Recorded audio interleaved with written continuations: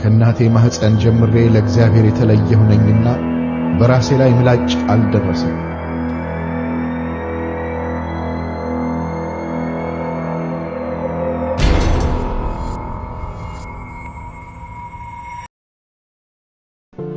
ከዳን ወገን የሆነ ማኑሄ የሚባል አንድ የጾርዓ ሰው ነበረ።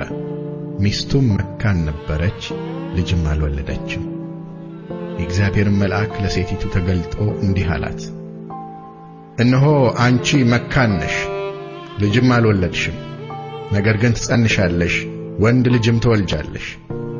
ልጁም ከእናቱ ማኅፀን ጀምሮ ለእግዚአብሔር የተለየ ናዝራዊ ይሆናልና በራሱ ላይ ምላጭ አይድረስበት። እርሱም እስራኤልን ከፍልስጤማውያን እጅ ማዳን ይጀምራል።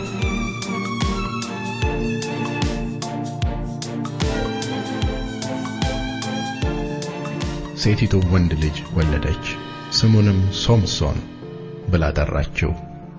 ልጁም አደገ፣ እግዚአብሔርም ባረከው። የእግዚአብሔር መንፈስ በጾርዓና በኤሽታኦል መካከል ባለው በዳን ሰፈር ውስጥ ሊያነቃቃው ጀመረ። ሶምሶንም ወደ ተምና ወረደ። በተምናም ከፍልስጤማውያን ልጆች አንዲት ሴት አየ። ወጥቶም ለአባቱና ለእናቱ በተምና ከፍልስጤማውያን ልጆች አንዲት ሴት አይቻለሁ፣ አሁንም እርሷን አጋቡኝ አላቸው።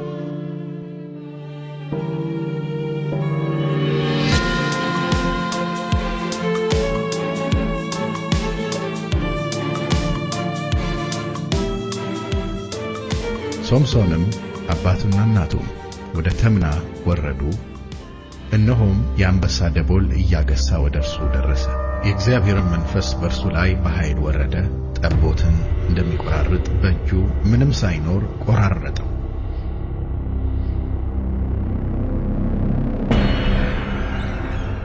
ከጥቂትም ቀን በኋላ ሊያገባት ተመለሰ። የአንበሳውንም ሬሳ ያይ ዘንድ ከመንገድ ፈቀቅ አለ። እነሆም በአንበሳው ሬሳ ውስጥ ንብ ሰፍሮበት ነበር፣ ማርም ነበረበት። በእጁም ወስዶ መንገድ ለመንገድ እየበላ ሄደ። አባቱም ወደ ሴቲቱ ወረደ። ጎበዞችም እንዲህ ያደርጉ ነበርና ሶምሶን በዚያ በዓል አደረገ። በአራተኛውም ቀን የሶምሶንን ሚስት እንቆቅልሹን እንዲነግረን ባልሽን ሸንጊው፣ አለዚያም አንቺንና የአባትሽን ቤት በእሳት እናቃጥላለን። የሶምሶንም ሚስት በፊቱ እያለቀሰች በእውነት ጠልተኸኛል፣ ከቶም አትወደኝ፣ ለሕዝቤ ልጆች እንቆቅልሽ ሰጥተሃቸዋልና ትርጓሜውንም አልነገርከኝም አለችው። እርሱም እነሆ ለአባቴና ለእናቴ አልነገርኳቸውም፣ ለአንቺ ነግርሻለሁን አላት።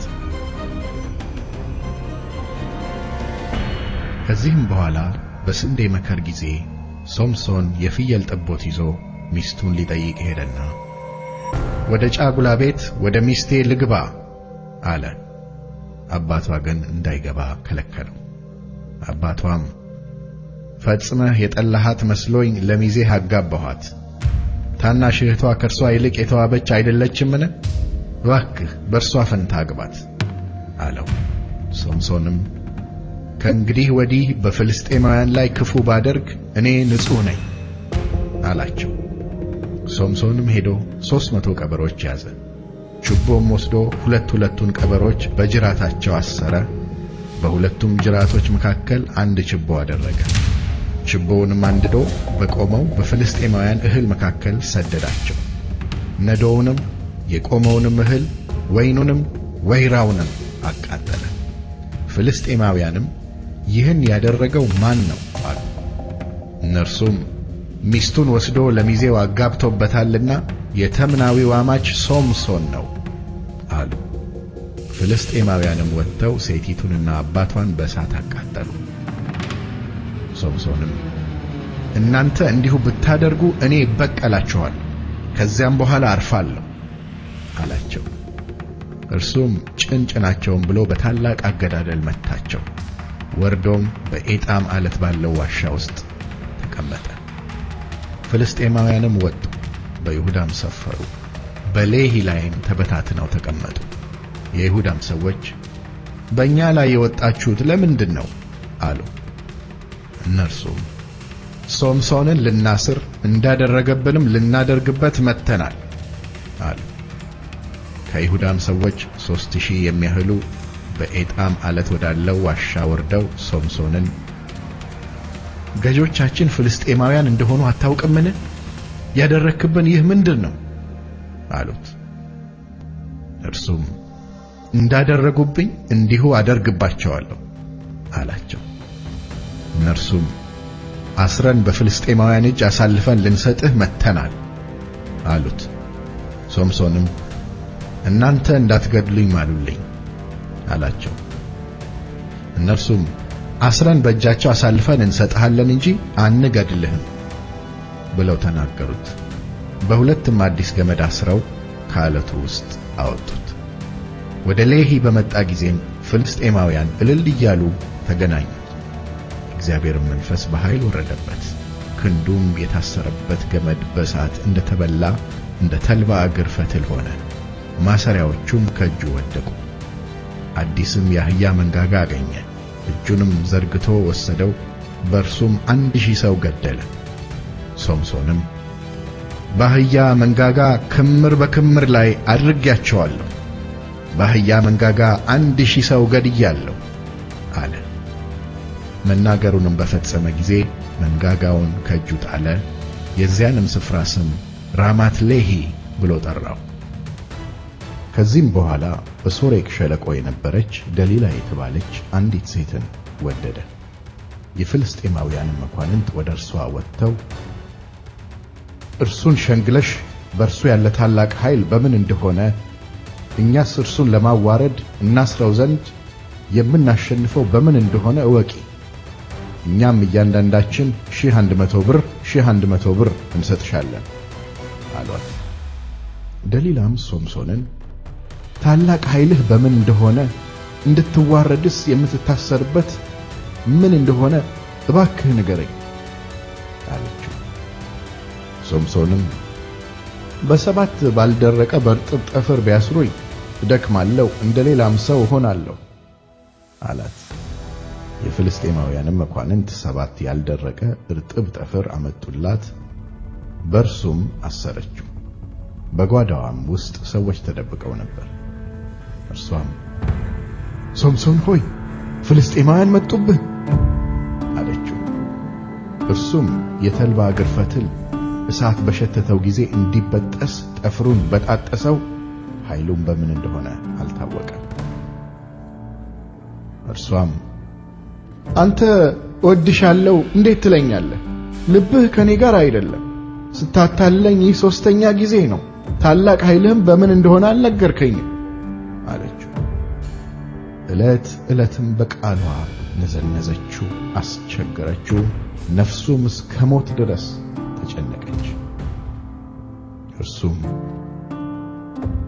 ከእናቴ ማኅፀን ጀምሬ ለእግዚአብሔር የተለየሁ ነኝና በራሴ ላይ ምላጭ አልደረሰም። የራሴንም ጠጉር ብላጭ ኃይሌ ከኔ ይሄዳል፣ እደክማለሁም፣ እንደ ሌላም ሰው እሆናለሁ ብሎ የልቡን ሁሉ ገለጠላት። ደሊላም የልቡን ሁሉ እንደገለጠላት ባየች ጊዜ የልቡን ሁሉ ገልጦልኛልና ይህን ጊዜ ደግሞ ኑ ብላ ላከችና የፍልስጤማውያንን መኳንንት ጠራች። እርሷም ሶምሶን ሆይ ፍልስጤማውያን መጡብህ አለችው። ከእንቅልፉም ነቅቶ እወጣለሁ፣ እንደ ወትሮውም ጊዜ አደርጋለሁ አለ። ነገር ግን እግዚአብሔር ከእርሱ እንደተለየው አላወቀም። ፍልስጤማውያንም ይዘው ዓይኖቹን አወጡት፣ ወደ ጋዛም አምጥተው በናስ ሰንሰለት አሰሩት። በግዞትም ሆኖ እህል ይፈጭ ነበር። የራሱም ጠጉር ከላጩት በኋላ ያረጃል። የፍልስጤምም መኳንንት አምላካችን ጠላታችንን ሶምሶንን በእጃችን አሳልፎ ሰጠን እያሉ ለአምላካቸው ለዳጎን ታላቅ መሥዋዕት ይሰዉ ዘንድ ደስም ይላቸው ዘንድ ተሰበሰቡ።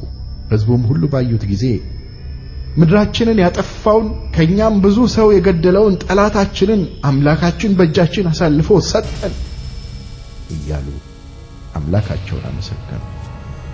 ልባቸውንም ደስ ባለው ጊዜ በፊታችን እንዲጫወት ሶምሶንን ጥሩት አሉ። ሶምሶንንም ከግዞት ቤት ጠሩት፣ በፊታቸውም ተጫወተ። ተዘባበቱበትም፣ በምሰሶና በምሰሶም መካከል አቆሙት። ሶምሶንም እጁን የያዘውን ብላቴና ቤቱን የደገፉትን ምሰሶች እጠጋባቸው ዘንድ እባክህ አስይዘኝ አለው። በቤትም ውስጥ ወንዶችና ሴቶች ሞልተውበት ነበር። የፍልስጤምን መኳንንት ሁሉ በዚያ ነበሩ። በቤቱም ሰገነት ላይ ሶምሶን ሲጫወት የሚያዩ 3000 የሚያህሉ ወንዶችና ሴቶች ነበሩ። ሶምሶንም ስለ ሁለቱ ዓይኖቼ ፍልስጤማውያንን አሁን እንድበቀል እግዚአብሔር አምላክ ሆይ እባክህ አስበኝ። አምላክ ሆይ ይህን አንድ ጊዜ ብቻ እባክህ አበርታኝ ብሎ እግዚአብሔርን ጠራ። ሶምሶንም ቤቱ ተደግፎባቸው የነበሩትን ሁለቱን መካከለኞች ምሰሶች ያዘ። አንዱን በቀኝ እጁ አንዱንም በግራ እጁ ይዞ ተጠጋባቸው። ሶምሶንም ከፍልስጤማውያን ጋር ልሙት አለ። ተጎንብሶም ምሰሶቹን በሙሉ ኃይሉ ገፋ። ቤቱም በውስጡ በነበሩት በመኳንንቱም በሕዝቡም ሁሉ ላይ ወደቀ። በሞቱም የገደላቸው ሙታን በሕይወት ሳለ ከገደላቸው በዙ። ወንድሞቹ የአባቱ ቤተሰቦችም ሁሉ ወረዱ፣ ይዘውም አመጡት። በጾርዓና በኤሽታኦል መካከል ባለው በአባቱ በማኑሄ መቃብር ቀበሩት። እርሱም በእስራኤል ላይ 20 ዓመት